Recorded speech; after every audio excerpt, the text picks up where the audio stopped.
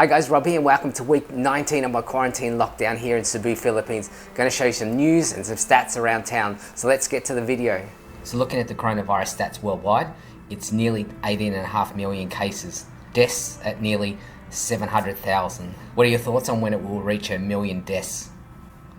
USA is at number 1, with it inching up to nearly 5 million cases. Brazil at number 2 with 2.7 million. India closing in on 2 million. With Russia and South Africa leading out the top 5 countries. The Philippines has jumped to number 25, although the death rate is still pretty low.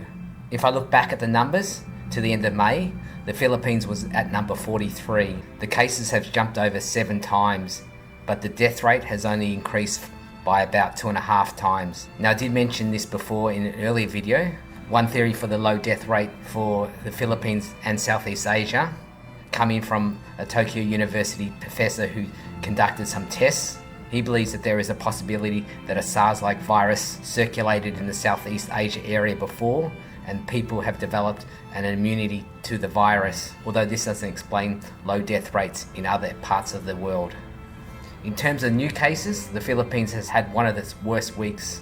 When I did the video last week, it was around 82,000 cases. As of now, it's 106,330 cases. Of these, 38,405 are active cases. Looking at the graph, again the grayed out area at the end is not up to date. Otherwise the graph would be still going up. Last week I looked at if the Philippines was flattening the curve. This week you can certainly see it's not happening. On a more positive side though, if we look at the Visayas, and particularly Cebu, which has the highest population in this area, and as such, the figures from Cebu have a bigger impact on the figures for this area. Looking at the graph, it's trending down. Cebu last month was one of the worst areas in the Philippines, particularly Cebu City. It was moved back to the strictest quarantine to help reduce the numbers. And as you can see from the graph, it peaked and then started on a downward trend. Obviously a huge effort, and Cebu's not out of the woods yet. So the biggest news in the Philippines here was from the 1st of August, some areas changed their quarantine status. So by and far, the more densely populated areas of the Philippines are on more restricted quarantines. The rest of the Philippines downgraded to a lesser restricted MCGQ. Cebu City downgraded also to a general community quarantine. Even with that, there are restrictions. And as you can see, large numbers of people are getting caught breaking the rules. The downgrading has also meant extra traffic in the city. So naturally, with this quarantine going on for nearly 5 months, there's some frustration showing and finger pointing. Over the weekend, healthcare workers appealed to the government for a more stricter quarantine for Manila. After some deliberation, they did put Metro Manila back on a more restricted MCGQ, which started on Monday morning. The healthcare system here is really struggling with the increase of cases.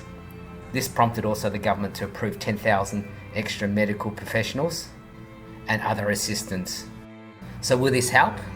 Only time will tell. The coronavirus has been extremely difficult to control, not only in the Philippines, but all over the world. Densely populated areas make it even harder to control. Cebu City has shown if you really crack down, it is possible to reduce the numbers, but everybody needs to fall in line with the authorities. And that's one of the biggest issues here. While most follow the protocols requested by the government, there's still far too many not following it. And when that happens, you're never going to beat the virus. I think the only solution to beating COVID-19 is finding that vaccine. And until then, the best way is to keep safe, follow the authorities' advice, try to keep yourself and others around you as safe as possible. Funnily enough, Mars looks like the place to be. Philippines is leading the reservation list to get there. Onto some travel news. With the province of Cebu downgrading to an MCGQ, leisure travel is allowed. So some of Cebu's popular attractions have been reopened. To book, you need to go onto the Discover Cebu website. Here you can search through tours and attractions. There will be more tours coming online as we move forward. So if you click through the list, there's whale sharks, ATV rides, canyoning and waterfalls. Clicking on each tour, you can get details of each of the packages, prices and availability. They've put limits on the number of guests per day, which you'll see as you go through. It's pretty easy to navigate. So clicking on the whale sharks, for instance, it gives you all the info, and you'll have to take note that you'll need your own mask. Canyoneering, you can book in particular time slots. Then you enter your details. Payments are limited through mHilia, but they do say other options will be available soon.